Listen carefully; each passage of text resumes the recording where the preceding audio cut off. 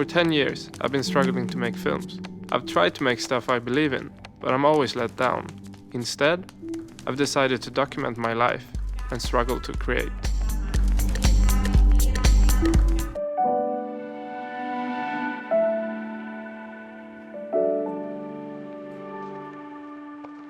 Before Tristan was born, I traveled at least 3 months a year. Now, as soon as I'm away for more than a couple of days, I want to go home. Being away for just 1 week, you feel like you missed a year in his development.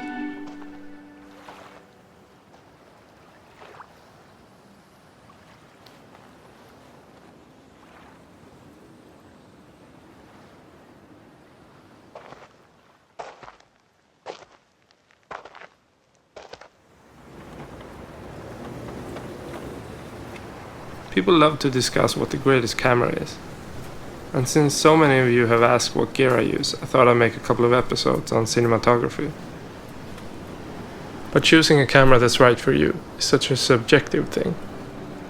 I don't think there's ever going to be an answer to that. For me, size, image quality and price are the most important factors. Size because I want to fit it in my pocket. Quality because I want the best quality. Price because I want to feel like I can break my camera without having to sell my farm. That's why I prefer the Blackmagic series over much more expensive cameras. They shoot raw, are affordable, and I love how they can be custom rigged to what my needs are. But to enjoy working with a lesser camera, you need to accept its many limitations. We got a package!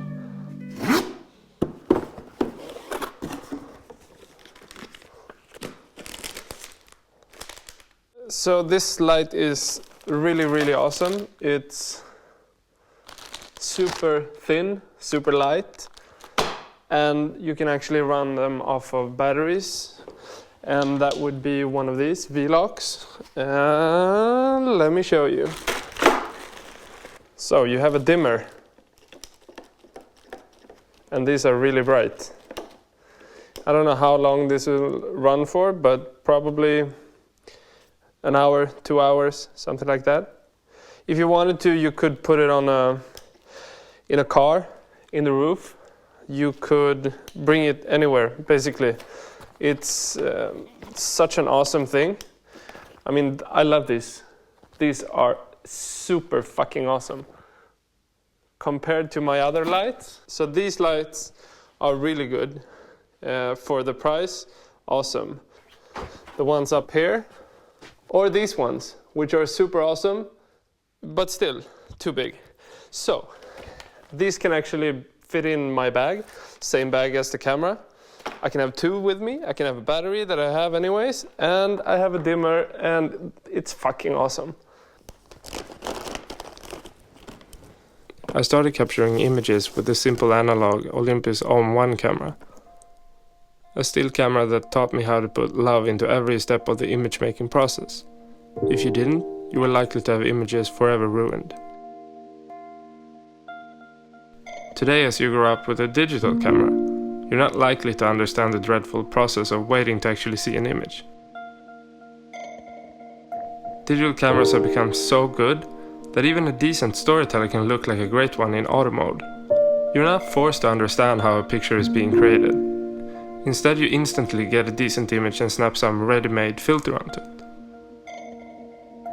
This way of working creates somewhat handicapped photographers, not being able to react quickly enough in manual mode. But as soon as you start using video cameras, you notice that the images lack both resolution and dynamic range. And because of that, you need to be a much more technical visual storyteller to succeed. For a long time, documentaries had badly exposed images with blown out windows. The cameras weren't capable of capturing a black and white person in the same image without additional lighting. Yet this is what many people consider to be the reality on screen. It's only recently that video cameras started looking like the real world. This because the cameras finally started shooting raw images, something still cameras have been doing for a long time. The old generation of cameras built this weird expectation that anything that lacked dynamic range was documentary. Being real has nothing to do with image quality. It's all about the execution and how the narrative immerses you into the story. I hear this crap all the time when I'm pitching. The images look great, but what's the story? And the funny thing is that when you try to push the boundaries of narrative structure, you always hear this bullshit attitude. I've actually stopped watching fictional narrative films. They bore the hell out of me, which is why I don't want my films to feel like a predictable 3-act structured film. Yes, I know that's how it's always been done, yet I choose to explore other ways of making films. Is that okay with you? Or do you want me to bore the audience even more? This is why you have to push the boundaries of narrative storytelling all the time. Choosing a camera that lets you do that is just one part of the equation. Because if you're just making pretty pictures, nobody would fucking care anyways. Thanks for watching. I've written a short ebook about cinematography, how I use cameras, and how you can make a $1,000 camera look like a $100,000 camera. You can download it for free. There's a link in the description.